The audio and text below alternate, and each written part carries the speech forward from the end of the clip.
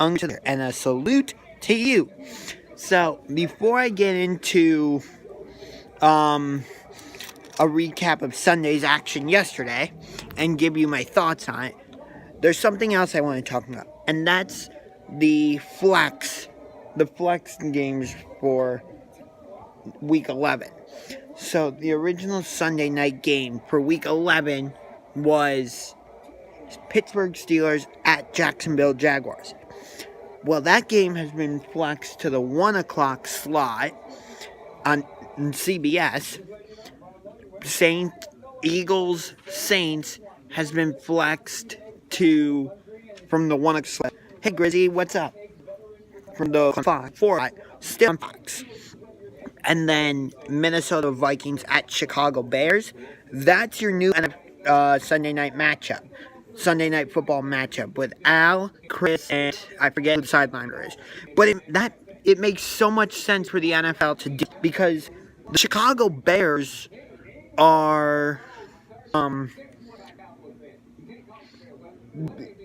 the Bears and Vikings in the NFC North are only separated by, I believe, one game, or half. In the standings are only separated by like one game or so. I mean, the Bears played the Lions this week in Chicago, and judging by how the Lions did last week, or yesterday against Detroit, Chicago should be able to win this game. Minnesota's on the bye week, but yeah. So I think that was really smart by the NFL. I mean, I was excited for Steelers Jaguars to be on Sunday Night Football when the schedule first came out. But the Jaguars have been a big total flop this season. I don't get it. What happened to the Blake Bortles from last season?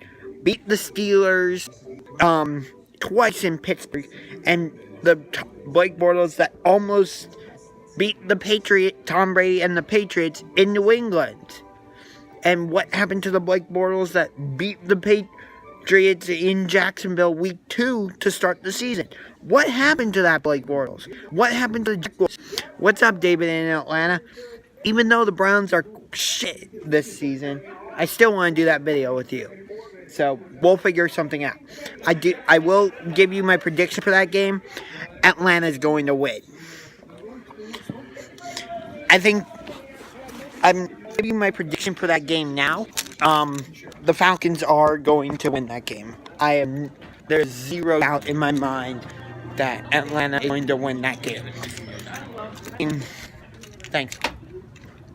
The Browns' best cornerback injured his hip on Sunday against the Kansas City Chiefs and Denzel Ward.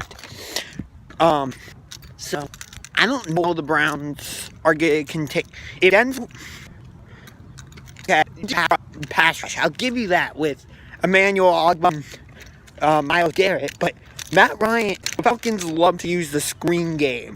So if there's any way to neutralize a good pass rush, it's with the screen game. And speaking of the Browns, I heard something interesting. Current CBS analyst Bruce Arians said that if he were to come back and coach in the NFL, the only team he would want to coach for are the Browns. So, thoughts on that? Would that be a good hire for the Browns? Alright, King's only 7-10. You think the Browns should hire Bruce Arians? See, I actually disagree. And here's the reason. Okay, he could help Mayfield a lot. See, I disagree with you a little bit. And let me explain. And I don't want to say your opinion's wrong, because you're too. But the reason I believe Bruce Arians doesn't work is because I don't know would adapt to the new style of the NFL. I mean, even though Sean Payton has been the Saints head coach for a while, he's Drew Brees for a while. This kind of adapt to the new style of the NFL. It's like Sean McVay doing all these gadget plays and using players in unconventional ways. Now, I get the coach. The Ravens fired the Browns. First off, it's Don Harbaugh who's with the Ravens. Jim Harbaugh is at Michigan. Speaking of the Ohio State game at Ohio, I would go. I don't want to go the whole. What a first down was it? Not a first down. I don't want to bring it back, but that's going to be a massive game. Yeah, Del Rio, he's not. But going around and host that's young in that new style of NFL that you with the Kansas City Chiefs.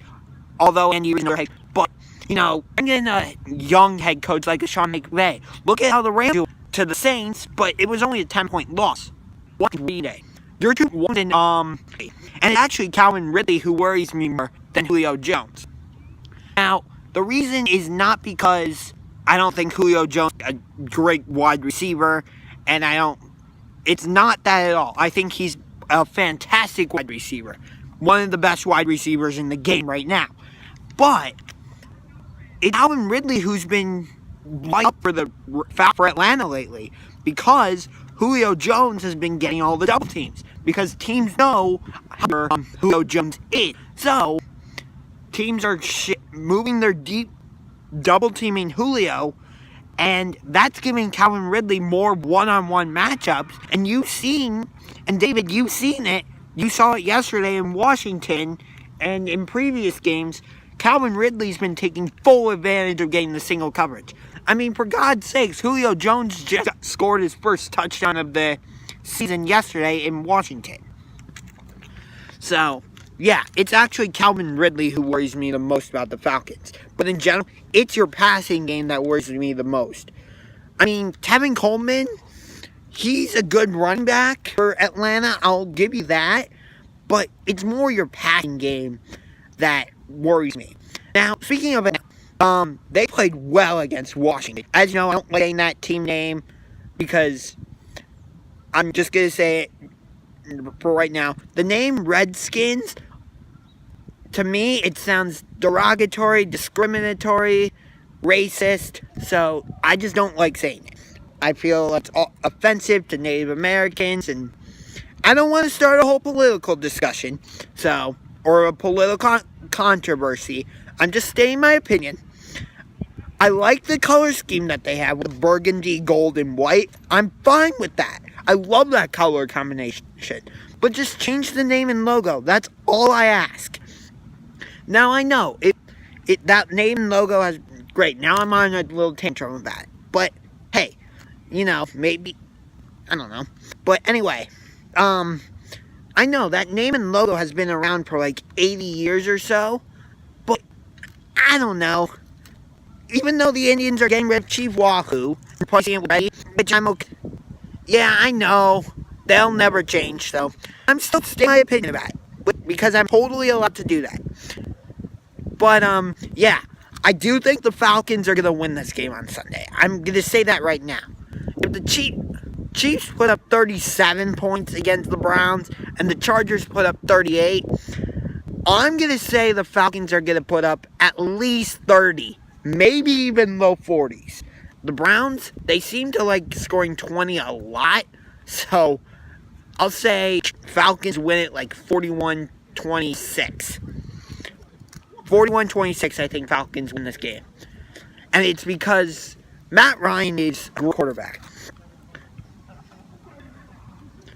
Yeah, I know. But in general, which division in the NFC do you think is the best in football right now? Which of the three divisions? The NFC East, NFC, or NFC South? Or NFC North, sorry. Which of the four divisions is the best division in the is the best in the NFC? Not in the NFL. Which of those NFC divisions is the best? Now, from what you've seen, which of the four NFC divisions is best? I would say the NFC South, but Tampa Bay can't get their shit together. I mean, if the Buccaneers could actually get their shit together, I would say the NFC South is the best division in the NFC. But the Buccaneers can't get their shit together. So, I mean, for God's sakes, they're going back to Fitzmagic. Although that backfired on them yesterday in Carolina. Yeah, the Falcons are going to win on Sunday. By the way, I will be at that game on Sunday. My apologies again that I did not post in-game footage from the Chiefs-Browns game yesterday. I had to take care of college work. Hold on 1 second.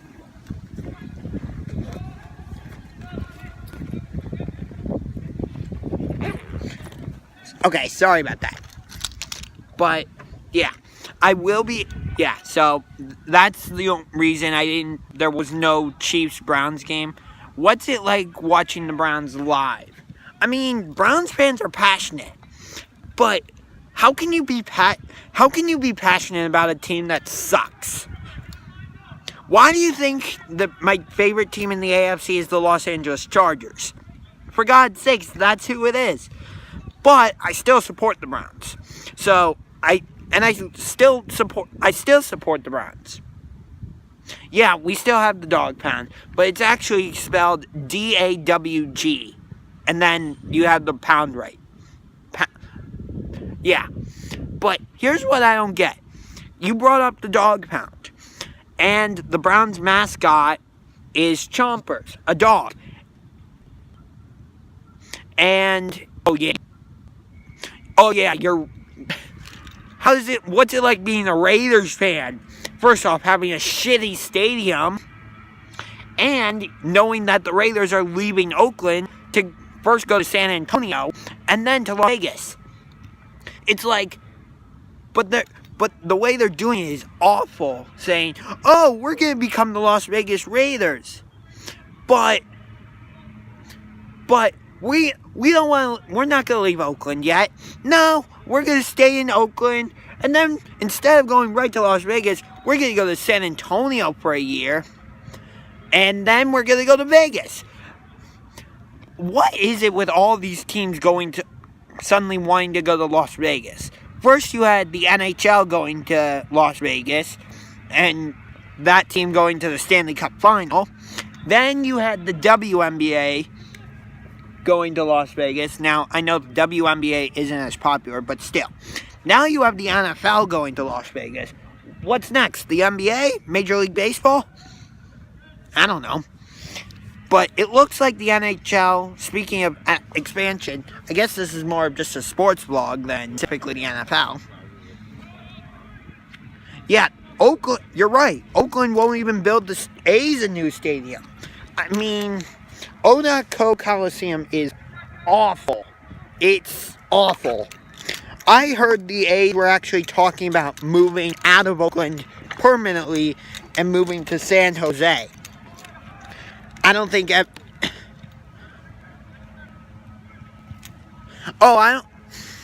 What? Yeah, I mean, with 36-1, and you have an 0-16 season, I think it's inevitable that the coach is going to get fired. But what I didn't like about Hugh Jackson as a head coach is that he always took the blame for the loss. He never said, like, I blame this loss on our players. He was always saying, I take the blame for this loss. We didn't put our players in the right position on this play, or, you know, we didn't call the right defense for this play, or X, Y, and Z. Like, the players aren't going to respond the right way if you, as the head coach, keep taking the blame for your team constantly losing. You need to put some responsibility on your players, saying like, we didn't play hard enough, or if this guy had made the catch, or if player B had been able to make the stop. Like, make your don't always take the blame for your loss. I think that's also part of the reason why he got fired. And you're right, we're competitive in game 6. Like the game out in Oakland. They shouldn't have lost that game to the Raiders. I mean, look at the state of the Raiders. Their only win is against the Browns. And that's because in the second half, the Browns' defense collapsed for some reason. Why? I don't know. But they did. And that's on... Do I blame the loss on defensive coordinator Greg Williams? Not really. Oh, yes, we had the Saints. The Browns had the Saints beat, and they had the Steelers beat. Would the Browns have beat the Steelers week 1 if Baker Mayfield was the starting quarterback? I don't know. But I blame the week 2 loss in New Orleans squarely on Zane Gonzalez's shoulders. I don't blame that loss on anybody else. I don't blame it on the defense. I don't blame it on the offense. I blame it only on Zane Gonzalez. He left 8 points on the board that game. For God's sakes, you gotta make your extra points and your field goals. Now, supposedly, he had like a hamstring injury. I don't know if sorry if it's a little bit hard to hear me right now. But I don't know if I fully believe that. It's hard to believe that. I mean, you're the only reason the Browns lost that game. Straight up. You leave 8 points on the board. 2 missed extra points. And 2 missed field goals. I'm the loss. Seriously. What other game should the Browns have won? Oh! 2 weeks ago against Tampa Bay. Browns definitely should have won that game. For sure. But it's like they don't know how to finish games. I'm not sure I fully agree. I think I'm okay with the decision to fire Hugh Jackson. But I'm not sure I agree with the decision to fire the offensive coordinator, Todd Haley. And that's more because of Baker Mayfield. Yeah, Baker was being restricted in the offense, but think about what that does to a rookie quarterback who was drafted number 1 overall, might I add. And he was developing in Todd Haley's offense. Now, were there some problems with Todd Haley's offense? Yes. I will say that. But overall, once you fired the offensive coordinator in the middle of the season, now Baker Mayfield and the rest of the offense have to go, oh, well, we have to forget everything Todd Haley told us to do. What does that do for the team? It does nothing but destroy their confidence. Nothing. So, yeah. Other stories. Oh, so speaking of the Saints, they handed the Rams their first loss of the season. And I don't think it will be the Rams' last loss. They might even lose to the Seahawks next week in LA. What was I just going to say? Oh, yeah, the Rams might even lose to the Seahawks this week. Because when these two teams played in Seattle a few weeks ago, the Rams only won by 2, 33-31. Now, I know a win is a win. I get that. But maybe people were saying the Seahawks weren't supposed to be this good this season. People were saying, oh, this is going to be a complete and total rebuild year for the Seahawks. It's not looking like that. Now, do I think the Seahawks will make the playoffs this season? Excuse me. No, I don't. But I'm seeing how they played. Although they lost to the Chargers yesterday to drop to 4-4. Now, the Chargers, I'm not sure how to feel about the Chargers, honestly. Because they're playing so well right now.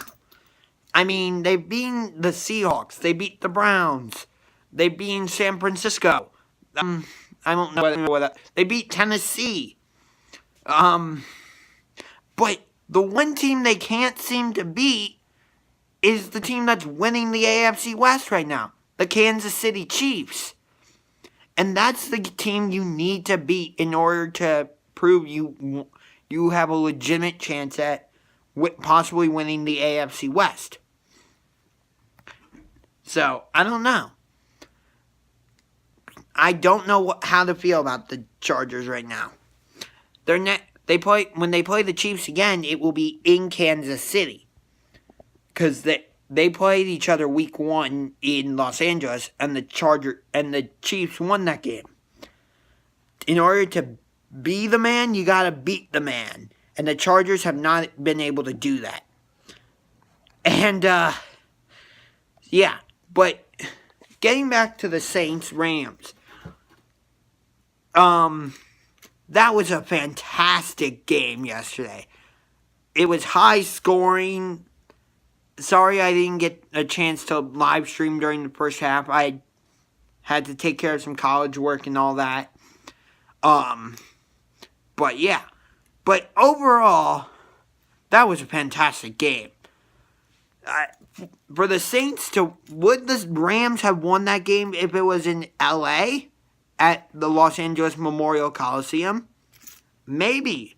I mean, last season when these two teams played in LA, the Rams won. So, I don't know. Like, do you think the Saints have a legitimate chance of going to the Super Bowl this year? And if so, do they need to have home field advantage to do so? Oh, speaking of, on a different note, but still NFL related, Le'Veon Bell sent out a tweet today saying, "Goodbye, Miami." Now, what does that mean? Does that mean he's coming back and playing for the Steelers? Or does that mean he's just leaving Miami and going somewhere else? We don't know. I mean, Ohio State plays Michigan State this weekend at East Lansing, at Sports Stadium in East Lansing, Michigan. So, does Bell tweeting leaving Miami, goodbye Miami, does it just mean that Le'Veon Bell is going up to East Lansing to see his alma mater, the Michigan State Suns, play the number 10 team in the country, the Ohio State Buckeyes? Or does it mean could he just be going to Pittsburgh, but not actually be going back? What does it all mean? I mean, the Steelers are playing well without him right now. They beat the Ravens yesterday, and James Conner is playing terrific right now for the Steelers. He's Le'Veon Bell, I get it, but the Steelers are doing quite well with him. I think he opens up their playbook a little bit more. I feel like when Le'Veon Bell is there as the running back for the Steelers, it restricts their playbook a little bit. So, those are my thoughts. I will not be live streaming during the Titans-Cowboys game tonight. Titans-Cowgirls game tonight. It should be a pretty good game, but I'm going to say Dallas gets the win. 29-20. No, 29-21. So, that's going to do it for this video. Hope you enjoyed it. If you did, punch that like button like a UFC player and punch that subscribe button. Until next time, this is Unger to the Max signing off. A salute and go Cavaliers, go Blue Jackets, go Chargers, go Bears, go Jaguars, go Saints, and go Browns. Hey Browns, if you can somehow miraculously beat the Falcons on Sunday, that would be great. But I don't see that unless somehow you guys actually show up on offense and score more than 20 points.